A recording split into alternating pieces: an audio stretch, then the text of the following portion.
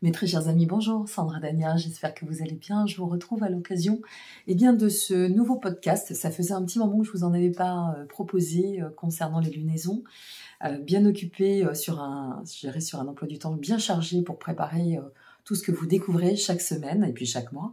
Donc, je tenais à revenir sur cette prochaine pleine lune de ce 6 avril 2023 qui va se matérialiser dans le signe de la Balance et qui demeure une pleine lune très importante. Voilà, qu'il va falloir vraiment pleinement considérer. Alors, je ne dis pas que les autres ne l'ont pas été et ne le seront pas, loin de moi l'idée, mais on est vraiment dans un axe de réalignement tout en profondeur, pas forcément en douceur, comme vous avez pu le constater ces derniers temps. Donc, je reviens pour vous expliquer en quoi cette lunaison va ou porte un caractère, je dirais, d'urgence en termes de compréhension et bien assimilé. C'est aussi le but de cette, je dirais, guidance capsule astrolunaire, de vous donner toutes les clés pour vous permettre de traverser au mieux ces cycles lunaires.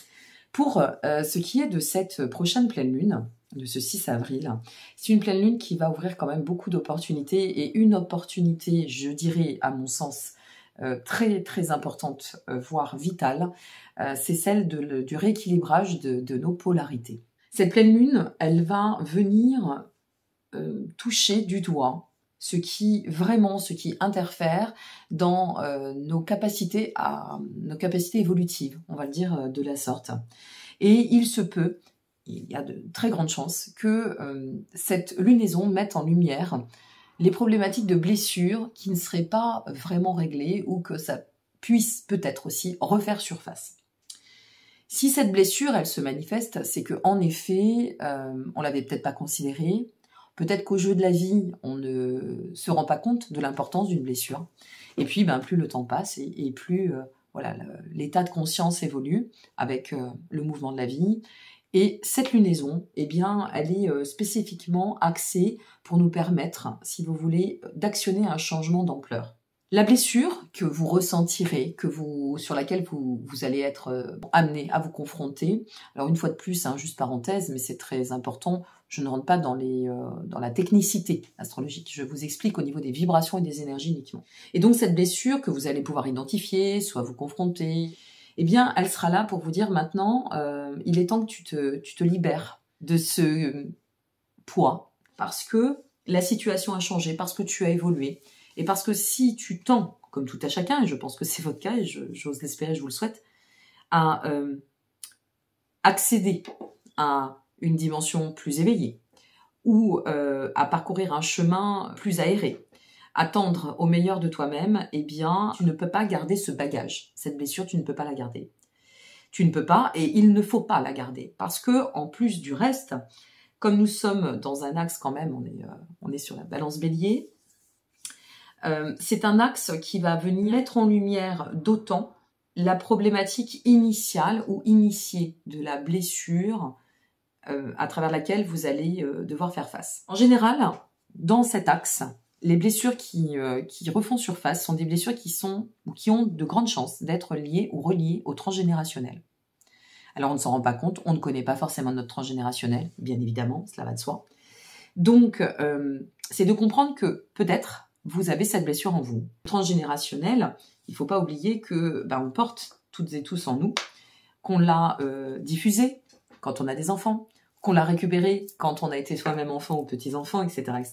C'est une forme de réinitialisation, une porte qui s'ouvre, qui vous est offerte pour vous permettre de sortir de tout ce qui est opposition et vous permettre de vous libérer de ce qui ne vous appartient pas. Alors ça ne veut pas dire quand on porte une blessure en nous, elle est en nous, on est bien d'accord. Mais ça n'est pas parce qu'elle est là qu'elle nous appartient. C'est là où il va falloir être un peu subtil. Il va falloir se manifester avec beaucoup de lucidité, de discernement, d'essayer de comprendre comment cette blessure elle est apparue. Peut-être de faire aussi ce qu'on appelle une forme de retour en arrière pour voir depuis quand ça nous tient au corps, au cœur et à l'âme, comme je le dis souvent. De comprendre comment maintenant on va pouvoir évoluer à travers tout cela pour s'en libérer. Je vous invite vraiment dans cette période à faire face à vos responsabilités. Parce que je vous assure que je vous parle souvent de ce tunnel. Quand je vous dis on est presque au bout du tunnel, ben, j'ai envie de dire que pour certaines et certains, ça y est, on en est sorti. Et pour les autres, on est un petit peu comme dans un bouchon. On est là, on voit la sortie, on y est presque, mais il y a ces petites blessures là, ces petits grains de sable qui font que ben, ça avance moins vite que ça devrait. Alors quand on met le doigt sur quelque chose, bien sûr, c'est pas confort. Bien sûr, ça vient piquer pour certaines et certains l'ego. Ça demande des changements. C'est pas simple de changer nos schémas, de changer notre vision, d'accepter aussi que ben, on n'ait plus pendant des années se désengager de ses blessures ou ne pas les voir. Peut-être que certaines et certains vont rentrer dans un espace de culpabilité. Le tout, c'est de ne pas sombrer dans la victimisation, de ne pas s'illusionner et vraiment de regarder les choses une fois de plus avec objectivité. Quand on règle quelque chose, on sait bien que quand on règle un papier, on est tranquillisé. Eh bien, votre blessure, c'est un peu la même chose. C'est-à-dire que là, on va vous demander de régler soit une archive, soit un document, peu importe. Mais ce que vous allez régler là, en fait, c'est ce qui va vous permettre de pouvoir reconsidérer, réinitialiser intégralement votre quête de soi au niveau de votre quête de sens. Alors, je ne vous parle pas de miracle, hein, il n'y a pas de miracle. Le travail, c'est nous qui l'opérons, c'est nous qui sommes des co-créateurs à chaque instant. Vous connaissez ma vision de l'évolution des choses de la vie sur le plan de l'éveil, mais ce que je suis en train de vous dire, c'est même si c'est un confort, même si ça fait pas plaisir, même si ça vient toucher beaucoup dans l'émotionnel, parce que cette lunaison est en balance, donc foncièrement, le signe de la balance est régi par Vénus, ça va venir quand même brasser au niveau de l'émotionnel. Je ne vous parle pas que de la date du 6 avril, hein, je vous parle du mois qui va s'écouler jusqu'à au moins la nouvelle lune prochaine, et puis ensuite, à vous de voir comment vous allez œuvrer ou manœuvrer. Mais à travers tout cela, ce sur quoi il faut s'attendre, c'est de se dire, bon ben là, je pourrais faire face à des sentiments un peu exacerbés, des émotions qui pourraient se sentir au maximum, hein, avec beaucoup de vulnérabilité, de sentimentalité peut-être aussi. Bon, quoi qu'il en advienne, ne tombons pas dans la victimisation, ne tombons pas dans le dramaturge. C'est des passages de la vie, on y passe toutes et tous. Hein, la vie est un mouvement, ça fait des vagues. Donc c'est de se dire, bon, ok, là j'ai une excellente opportunité pour changer ce qui doit et me permettre de déverrouiller ce qui ne me convient plus pour pouvoir tendre au meilleur de ce que je souhaite projeter ou manifester ou créer sur mon chemin. Et vous allez vous apercevoir logiquement dans le cadre de cette forme de ce que je nomme une réinitialisation, une régénérescence, c'est de comprendre cette notion d'unicité avec le soi. Alors, et en soi. Vous savez qu'on n'est pas dénué de polarité. On a la polarité féminine, la polarité masculine, bon, voilà. Et tout ça, c'est ce qui nous permet de pouvoir régir dans une notion d'équilibre. Il va être aussi intéressant pour vous d'essayer d'identifier comment vous vous positionnez par rapport à vos polarités. Est-ce que vous êtes trop dans la dureté, trop dans l'action et pas assez à manifester votre part sensibilité? On sait bien que là, ce sera la polarité masculine. Est-ce que, au contraire, vous êtes hyper vulnérable, trop dans le sentimentalisme et pas assez dans l'ancrage? Bon, bah là, on sait que c'est la polarité féminine qui va prendre plus le pas. Le tout, c'est d'essayer de concilier. Alors ça, c'est un exercice, une fois de plus, d'équilibriste. Hein, ça s'apprend au fur et à mesure du temps. Et de se dire, ben voilà, dans mon cycle d'existence, cette polarité, si je ne peux pas l'allouer ou la jouer au détriment d'eux, l'autre et vice-versa. Donc, c'est d'identifier, ou peut-être d'assimiler, de voir où est-ce qu'elle se situe, cette blessure. Parce que ça vous permettra de pouvoir emprunter la trajectoire, ou de pouvoir, je dirais peut-être, occasionner la trajectoire à travailler. L'objectif, n'oublions pas, c'est la balance. La balance, c'est équilibre, stabilité, stabiliser. Ça peut aussi passer, et foncièrement et forcément, parce que ça va demander une transition. Donc, ça peut passer par couper avec des liens, alors, des liens manifestes, je vais parler des tierces personnes, mais aussi des liens de situation. C'est de commencer à faire naître quelque chose. Mais pour que ça puisse se cadrer dans la perspective, l'expansion, la croissance, le dynamisme, l'optimisation, il faut que ce soit équilibré. Donc c'est de finaliser ce travail d'ajustement qui vous permettra de toute façon de vous mettre en synergie, d'unicité, s'unir vraiment dans son état de complétude pour pouvoir aller d'autant vers ce qui nous appelle ou ce que l'on souhaite créer. Alors maintenant, je vais prendre plusieurs thèmes. Au niveau des émotions, des sentiments, si vous faites bien votre travail, vous pourriez en ressortir avec une telle compréhension si la blessure est assimilée. Par exemple, si elle vient affecter vos relations sentimentales, c'est de vous dire, alors pourquoi à chaque fois je répète ces schémas ? Qu'est-ce qui fait que ce schéma se répète? Et puis après, de vous dire, je vous donne des exemples. Un exemple probant qui nous parle à toutes et à tous, c'est l'amour. Et de vous dire, bon bah ok, moi j'agis comme ça, mais qu'est-ce qui fait que j'agis comme ça? Depuis quand j'agis comme ça? Ok. Est-ce que dans mon éducation, mes parents m'ont montré une situation qui fait que ça a pu interférer et me donner cette forme de croyance, mais qui est complètement erronée par rapport à qui je suis devenue, m'a amené effectivement à exclure le fait que ce que j'avais envie de vivre, je ne le vivais pas parce que la vérité était erronée et que ma réalité est tout autre. Donc aujourd'hui, je me confronte à cette blessure, je fais la démarche de régler. Alors la démarche de régler, tout ce qui est thérapeutique, mais je dirais ajusté. Ne vous attendez pas, je vous le dis, parce que là j'entends quand même un peu à boire et à manger, ne vous attendez pas en allant juste faire un soin énergétique que les choses se règlent. Je vous le dis, là il faut pas s'attendre à des miracles, le miracle c'est nous. Donc c'est pas le moment en plus de se fourvoyer dans un cursus qui ne vous apporterait pas grand chose. On fait un soin énergétique pour se faire du bien, par exemple, mais le soin énergétique, il va pas venir miraculeusement régler la problématique qui a été mise sous le tapis ou peut-être non identifiée pendant des années. D'accord ? C'est de voir les choses avec objectivité, lucidité et plein discernement. C'est ce qui nous est demandé là. Donc, ici, c'est de dire, ok, je vais faire appel à une thérapie. Je sais bien qu'une thérapie, ça va pas se régler en 1 ou 2 rendez-vous. Non, c'est pas comme ça qu'on peut travailler en profondeur. Par contre, c'est le fait de faire cette démarche et de l'enclencher qui va faire qu'au fur et à mesure, je vais évoluer et je vais me permettre à moi d'avancer sur cette quête de rééquilibre ou de retour à la vraie réalité dans cette vérité ou dans ma quête de sens. Ok ? On est, si vous voulez, un croisement, c'est comme si on était un carrefour où il y a des vraies décisions qui doivent s'acter, mais elles ne peuvent pas s'acter sans passer par le point d'équilibre, donc la stabilité, stabiliser le soi, le nous, voilà, en nous.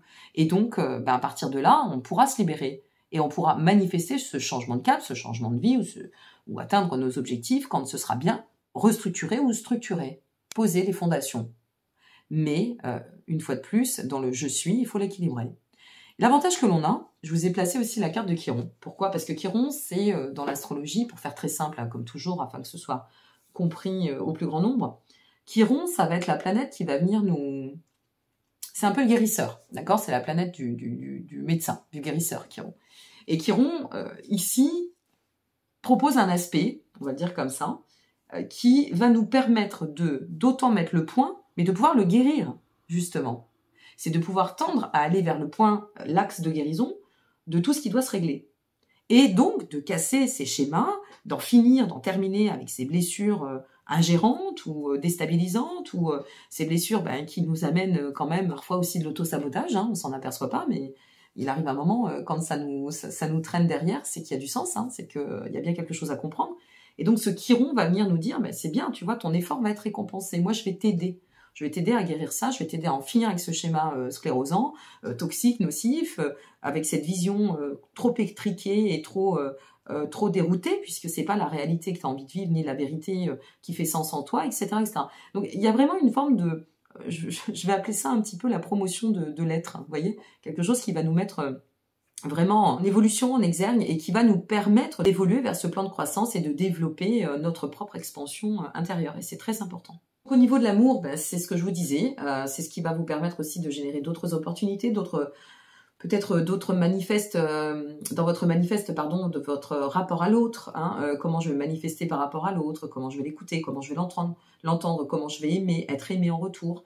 Et tout ça en se reliant à la fidélité du soi. Ça, c'est très très important. En osant, si vous voulez, se placer dans l'avènement du soi. Tout passe par nous avant.